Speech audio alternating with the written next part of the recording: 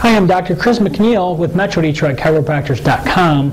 And a common question I'm asked by my patients is, what causes back pain while coughing or sneezing?